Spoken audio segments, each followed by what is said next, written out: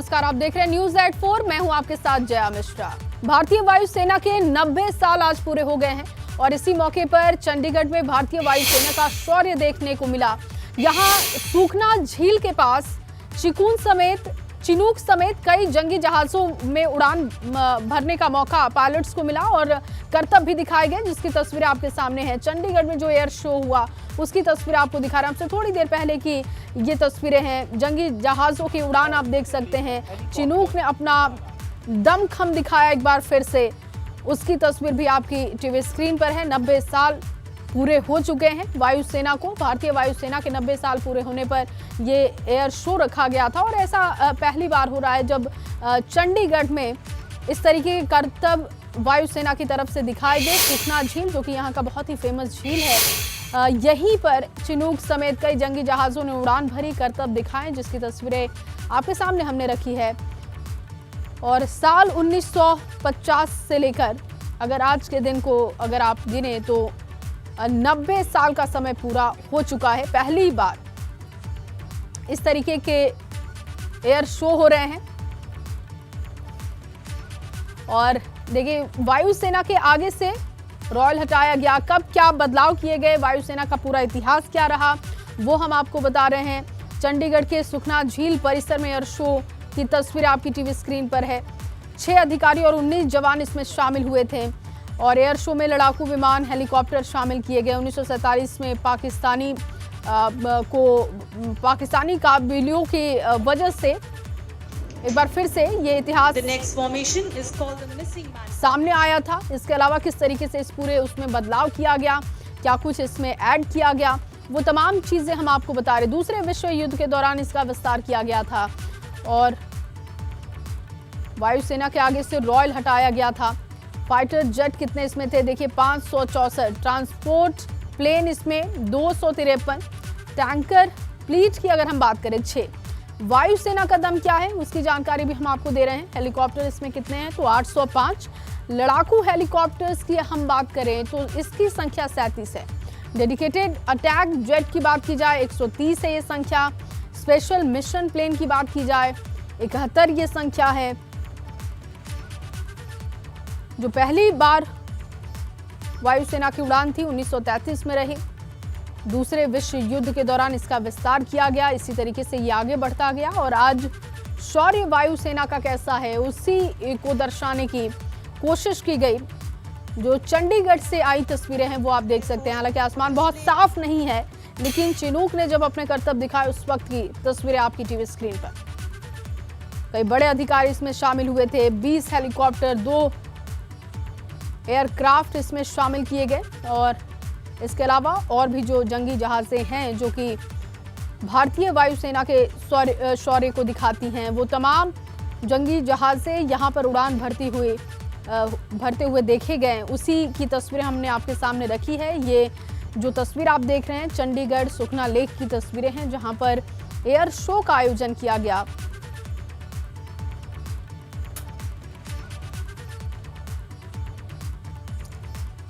तो पहली बार वायु सेना का जो इतिहास है, जैसा कि जानकारी लगातार आपको दे रहे हैं कि 1 अप्रैल 1933 और इसके बाद जैसे जैसे ये आगे इसका विस्तार होते गया वैसे वैसे जंगी जहाज़ों की संख्या भी इसमें बढ़ती गई।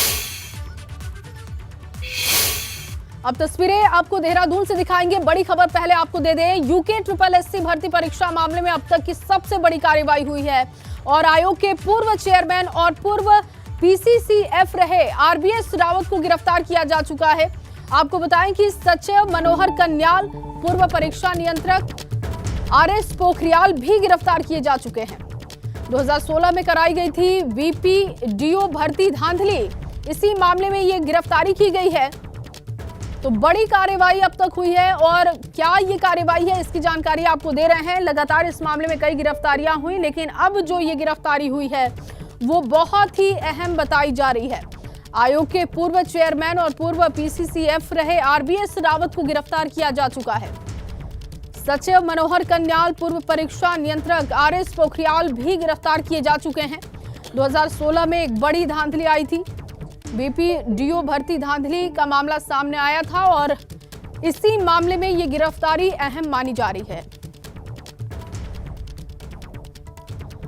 तो आरएस पोखरिया भी गिरफ्तार किए गए। सचिव मनोहर कन्याल की गिरफ्तारी हुई है।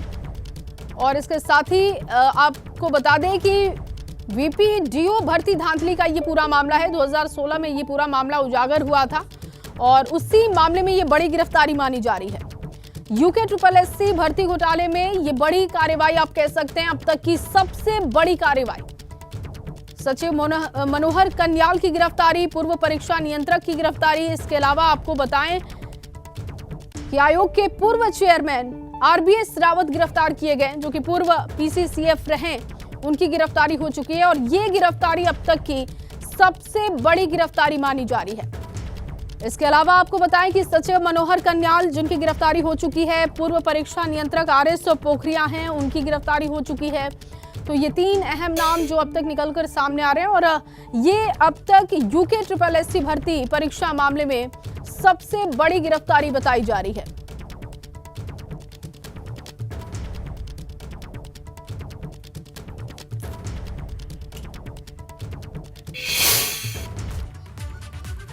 और अब बात करते हैं यूपी उत्तराखंड में आई आसमानी आफत से, जिससे कि मुश्किलें खड़ी हो गई हैं।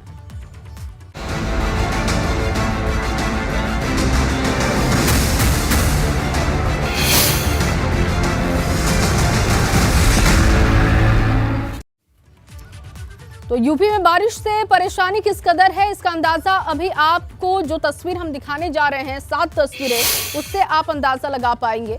यूपी के 7 जिलों की तस्वीरें आपके सामने हैं, जहां लगातार बारिश से परेशानियां बढ़ती हुई दिखाई दे रही हैं। जो पहली तस्वीर आप देख रहे हैं वो पीलीभीत की है, जहां बारिश से सड़कें लबालब हैं। बरेली में भी जलभराव से परेशानी जलभराव ने बढ़ा दी है, लोगों को मुसीबत का सामना करना पड़ रहा है। गाजियाबाद की तस्वीर देखिए, यहाँ पर बारिश के बाद सड़कों पर गड्ढे ही गड्ढे दिखाई दिए। सिद्धार्थनगर की अगर तस्वीर आप देखें, यहाँ भी देखिए भारी बारिश के बाद बाढ़ जैसे हालात हो गए और लोगों के पास रहने को अपने आशियाने नहीं है, क्योंकि आशियाने डूब चुके हैं और ऐसे में आम लोगों को सबसे ज्यादा परेशानी है। सीतापुर की तस्वीर भी हमने आपके सामने रखी है, जहां आप देख पा रहे हैं कि बारिश के बाद बाढ़ जैसे हालात हो गए, कई गांव डूब गए। इटावा की अगर बात की जाए, बारिश ने यहां पर सबसे ज्यादा किसानों को परेशान किया और उनकी फसलें बर्बाद कर दी है। और वहीं वीवीआईपी जिला अमेठी में बारिश ने सड़कों की पोल खोल दी है। अमेठी के जगदीशपुर से बाजार शुक्ल को जाने वाली सड़क पर बना रेलवे अंडरपास अपनी दुर्दशा पर रो रहा है। बारिश का पानी जमा होने से अंडरपास स्विमिंग पूल की तरह दिखाई दे रहा है। यही नहीं, अमेठी जिले की सड़कें बिल्कुल जर्जर हो चुकी हैं। बारिश के दिनों में इन सड़कों से गुजरना किसी खतरे से खाली नहीं। सरकार का दावा है कि 15 नवंबर तक सारी सड़कें गड्ढा मुक्त हो जाएंगी, लेकिन पिछले कई साल से वीवीआईपी जिला अमेठी की सड़कें अपनी बदहाली पर रो रही हैं। ये एक्सक्लूसिव तस्वीर आप देख सकते हैं, बाढ़ जैसी स्थिति हो चुकी है। थोड़ी देर की बारिश के बाद क्या हाल है अमेठी में, उसकी तस्वीरें हम आपको दिखा रहे हैं। सड़कों पर गड्ढे और उसमें भरा पानी, कभी भी कोई बड़ा हादसा हो सकता है। तमाम दावे होते हैं, लेकिन उन दावों की असली हकीकत क्या है, दावों की किस तरीके से पोल खुली है अमेठी में, उसकी बानगी यहाँ पर आप देख पा रहे हैं इन तस्वीरों में। हालांकि 15 नवंबर तक सभी गड्ढों को भरने की बात कही गई है, ये दावा किया जा रहा है। देखना होगा कि इसमें कितनी हकीकत सामने आती है। ये देखिए रास्तों के हाल क्या हैं, वो आप देखिए। कोई भी कभी भी सड़कों पर जो गड्ढे हैं और उसमें भरा पानी है, उसकी वजह से वो हादसे का शिकार हो सकता है। और अब बात पीलीभीत की करते हैं, जहां पीलीभीत में बारिश के बाद सड़कें लबालब हो गई हैं। लोगों को गाड़ियां चलाने में परेशानी हो रही है, किसानों की फसलें बर्बाद हो गई हैं और लोग इस बात से काफी नाराज हैं। अब बारिश के बाद सड़कें किस तरीके से बदहाल हैं पीलीभीत में, उसकी तस्वीर आप देख पा रहे हैं। ज्यादातर जो इस वक्त नदियां हैं उनका जलस्तर बढ़ा हुआ है, इस वजह से खतरा भी बढ़ते जा रहा है। किसानों की फसलों को नुकसान पहुंच रहा है। इसके अलावा जो लोग यहां से गुजरते हैं, जिनके दुकान हैं, जिनके घर हैं, उनको सबसे ज्यादा परेशानी का सामना करना पड़ रहा है और इस वजह से उनकी काफी नाराजगी है। ड्रेनेज सिस्टम की यहां पर पोल खुलती हुई दिखाई दे रही है। पीलीभीत की सड़कों की तस्वीरें देखिए, किस तरीके से कटान हो रहा है, इससे भी परेशानी लगातार बढ़ रही है। और बरेली में भी 2 दिनों से लगातार हो रही बारिश से जनजीवन अस्त व्यस्त हो गया है। बारिश की वजह से जगह जगह पर जलभराव की समस्या हो गई है। खासतौर से बरेली के निचले इलाकों की बात की जाए तो बहुत ज्यादा जलभराव की समस्या है और बरेली के सुभाष नगर, मणिनाथ, शांति विहार, गणेश नगर और वंशी नगला में बहुत ज्यादा पानी भर जाने से लोगों को मुश्किलों का सामना करना पड़ रहा है। यह बरेली की तस्वीर देखिए, यहाँ भी बिल्कुल तस्वीर आपको पीलीभीत की तरह दिखाई देगी, अमेठी की तरह दिखाई देगी, क्योंकि यहाँ भी बारिश के बाद जीवन अस्त व्यस्त होता हुआ दिख रहा है। बरेली में पिछले 2 दिनों से लगातार बारिश हो रही है और बारिश की वजह से जनजीवन पूरी तरीके से अस्त व्यस्त हो गया है। मैं इस वक्त मौजूद हूँ मणिनाथ इलाके में और मणिनाथ इलाके में आप देखेंगे जहाँ तक आपकी नज़र जाएगी वहाँ तक सिर्फ आपको जल भराव ही दिखाई देगा। नगर निगम की पूरी तरीके से ये पोल खुलती हुई नज़र आ रही है। कुछ ये स्थिति है, गाड़ियाँ लगातार बंद हो जा रही हैं, स्कूली जो बच्चे हैं उनको परेशानी हो रही है। देखिए गाड़ी बंद हो गई है और आगे जैसे जैसे हम बढ़ेंगे देखिए एक गाड़ी और बंद हो गई है। इस तरीके से लोग जो हैं वो काफ़ी परेशान हो रहे हैं, उनको परेशानियों का सामना करना पड़ रहा है। मौसम विभाग ने जो अलर्ट जारी किया है उसके हिसाब से अगले 2 से 3 दिन तक और अधिक बारिश होने की संभावना है। हर जगह पर इसी तरीके के हालात पैदा हो गए हैं। बरेली का सुभाष नगर, मणिनाथ, नेकपुर, शांति विहार, गणेश नगर तमाम ऐसे इलाके हैं जहां पर बहुत ज़्यादा जलभराव की स्थिति बनी हुई है। कैमरामैन पंकज शर्मा के साथ अनूप कुमार मिश्रा, ABP गंगा, बरेली।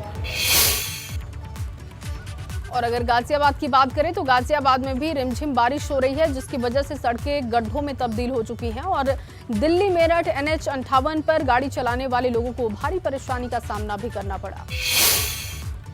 दिल्ली NCR में हो रही सुबह से बारिश के बाद जो हाल है वह आपके सामने। हम इस समय मौजूद हैं गाजियाबाद के मेरठ रोड पर, जहां पर बारिश के बाद सड़कों में गड्ढे हो गए हैं, जिसके बाद कार चालकों को, बाइक सवारों को परेशानी का सामना करना पड़ रहा है। बारिश के बाद यहाँ पर ठंड का एहसास तो हो रहा है, लेकिन जो सड़कें हैं वो गड्ढों में तब्दील होने लगी हैं। इन गड्ढों के चलते काफ़ी परेशानी का भी सामना करना पड़ रहा है। ये दिल्ली मेरठ रोड है, NH 58 है, जो कि यहाँ से सीधा गाजियाबाद से मेरठ की तरफ जाता है। ये वो सड़क है और उस सड़क का हाल बेहाल है।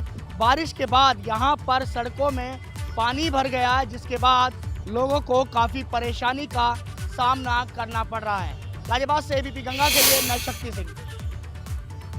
वहीं सिद्धार्थनगर जिले के शोहरतगढ़ तहसील में बाढ़ का कहर इस तरह है कि लोगों को अंतिम संस्कार के लिए भी जगह नहीं बचा।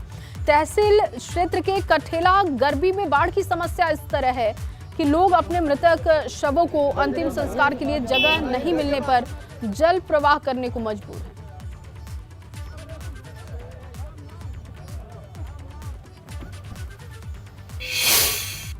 बाढ़ की वजह से या कोई साथ नहीं देने वाला था, लेकिन अयोध्या जी हमारे पास पैसे को भी नहीं था तो हमने अपनी माँ का मन यहीं पे दे सकते। या कोई व्यवस्था नहीं है ना प्रधान की तरफ से, या कोई भी सदस्य हो या कोई भी हो, या मुख्यमंत्री हो या कोई भी हो, तो हमारे पास नहीं हुए तो क्या करें। ब्रेक के बाद स्वागत है आप सभी का और चलिए बड़ी खबर आपको कासगंज से दें, जहां कासगंज में श्री राम की राजगद्दी यात्रा के दौरान विश्व हिंदू परिषद के नेता पर हमला हो गया। मीना बाजार नुक्कड़ पर अज्ञात लोगों ने चाकुओं से जानलेवा हमला कर दिया और चाकू से हमले में विश्व हिंदू परिषद के नेता विक्रम सिसोदिया जख्मी हो गए। तस्वीरें आप देख पा रहे हैं, उन्हें तुरंत सरकारी अस्पताल में भर्ती करवाया गया और इस मामले में विक्रम सिसोदिया ने पुलिस में मामला भी दर्ज करा दिया है।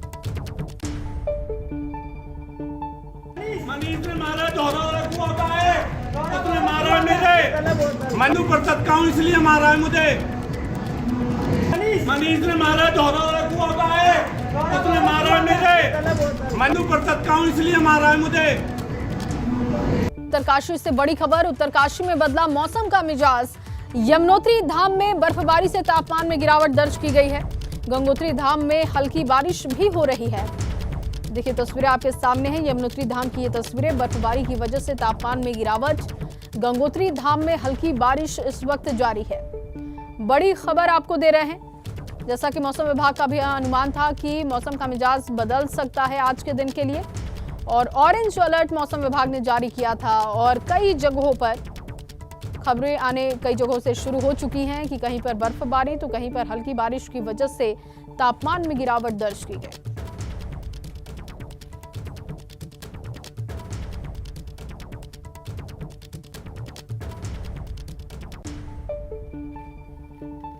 तो फिलहाल इस बुलेटिन में बस इतना ही।